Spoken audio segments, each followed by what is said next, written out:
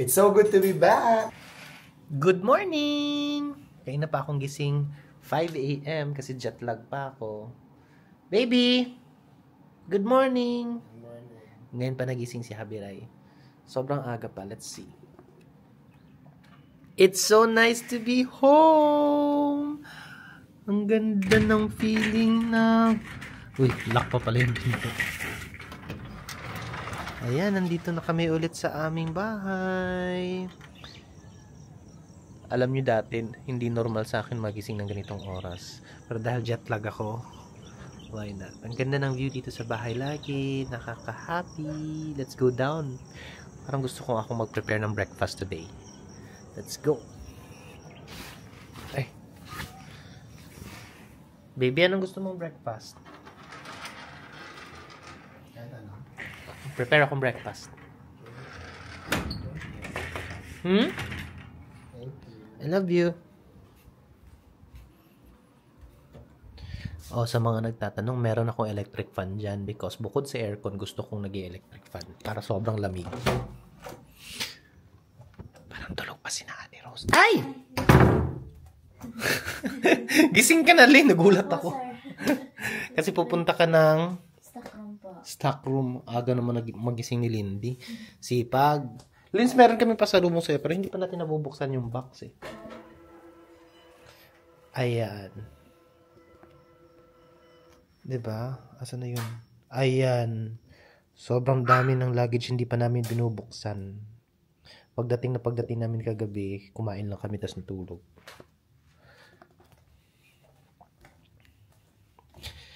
Good morning, good morning. Mag-prepare tayo ng breakfast.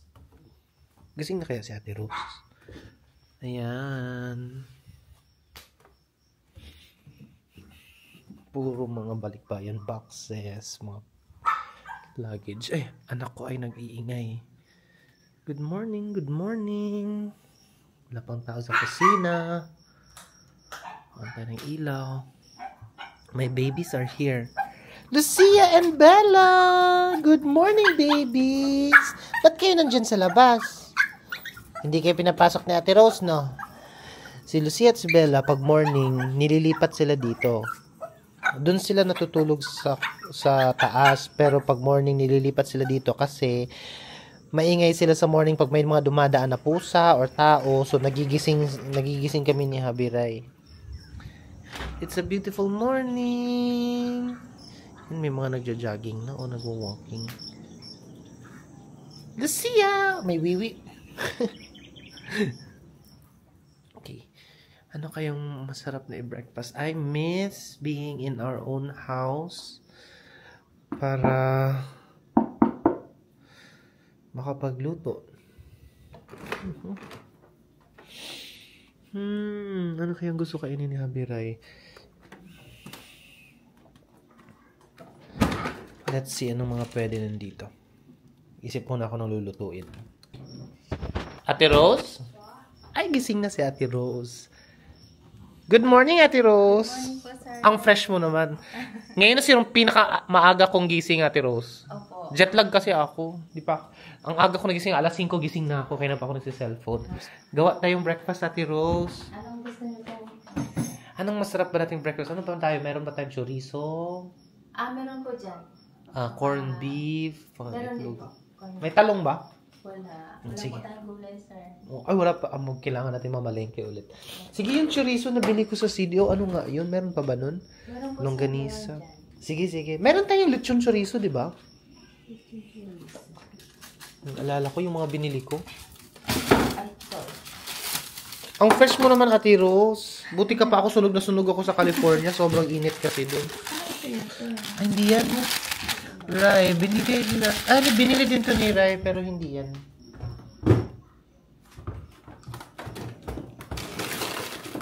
Sa baba po marami dito eh. Doon. Yung mga dala ko galing Cagayan. Nandito po sa baba, sir. Di, samahan kita. Punta tayo dun sa ref sa baba. So, 3 ang ref namin. Meron kaming ref sa kwarto. Para pag hindi na kailangan bumaba pag kami ni Habiray nagutom man na uhaw. Tapos, syempre may ref sa kusina. Tapos may ref din kami dito sa baba. Baka hindi pa kayo makadaan dito sa bakal. Ay, oo, kasi may inayos, ano? Nakapot na tawag. Okay lang yan.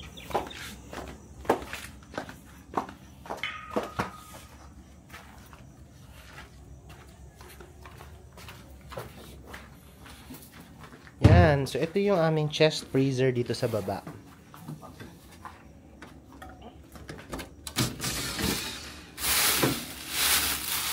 Yan. May mga karne dito. May mga stock. Yan ata yung dala ko sa CDO. Parang ito po yun. Hindi. Meron pa talagang nakalabel. Meron po ito? Mm-mm. Meron po ito. Kasi yan, naka-plastic, balot. Hindi, may nakalabel talaga na CDO na naka-separate, nakapapil pa nga yun. Hindi na. Ate Rose, nakita ko na. Nandito sa ref sa taas. Dalawa to eh. May lechon chorizo, chinos, galing CDO. Dalawa to. Tatlo. Yung isa parang nabuksan na. Tapos yung chili chorizo. Tatlo nito, tatlo nito. Tapos mag-itlog tayo. Meron po dyan sir. Yun, marami pa tayong itlog. Tapos parang gusto ko dito sa pantry. May corned beef pa tayo, Ate Rose. Meron po sir. Dito po, sa taas. Isa na lang po yan. Ang laki naman ito. Wala pong maliit sir yan. Sige. Masarap din mag corned beef. Isang corned beef din, Ate Rose. Yes, na sunny side up. At bilang maaga tayo nagising at nagluluto pa ng breakfast si Ate Rose, ito yung gusto kong pag-abalahan. Etong mga Crocs na to, nabili namin ni Habiray, buy 2 take 2 sa US. Tapos, si Habiray, compared sa aming dalawa, siya ang mahilig sa mga makulay-kulay, mga very colorful, happy colors. So, bumili ako ng mga, tawag dito ay Jibbits. Mga, anong tawag yan? Mga pwedeng pang design ka para maging colorful. So, ito yung pagkakabalahan ko. Tapos, meron pang letters dito because gusto natin may letters ang pangalan ni Habi Rai. Na, yan, ganyan lang pala ang Jibbits. R. Ayan, may Rai. Tapos, syempre, dahil tayo ay hobby bees, hindi mawawala ang mga bubuyog. Diba? Natutuwa kaya sa ko. Hey! Good morning, Mim. Mim, tingnan mo yung Crocs mo. Tingnan mo yung ginawa ko sa Crocs mo. You like it that way? Kulang ng letter Y yung isa kasi hindi pa dumarating yung isa. You love it? Can I see? Can I see? Can I see? Yeah. It's cute. You like all? Yeah, lilinisin na natin kasi hindi na siya super. Kasi ginamit natin. Ginamit natin sa flight eh. Ganda. Thank you. Nagpaluto ako ng chorizo, ng dalawang klaseng chorizo yan, tsaka corned beef at itlog. What do you want? Coffee, baby? Yes, magkakape ako. Sige. Anong klaseng cafe? Brewed? No, kahit ano lang. Yung ganyan lang. Nasa favorite. Okay. It's so good to be back! At kumain ng mga gantong breakfast. Oh my God, nagugutom ako. Corned beef! Gusto yan. Sinangag na kanin! Dalawang klaseng chorizo and of course, ang ating malasadong itlog. Thank you, Ate Rose, for cooking! Lindy, we miss you! Thank you, Ate Rose. At masarap yung pag may kape. Mabigit na ako ng kape. Yes, ako din please na brewed coffee sa akin. At saka gusto ko may suka ang longganisa. Ay, oo nga pala. Yes, nakakamiss. It's so good to be back.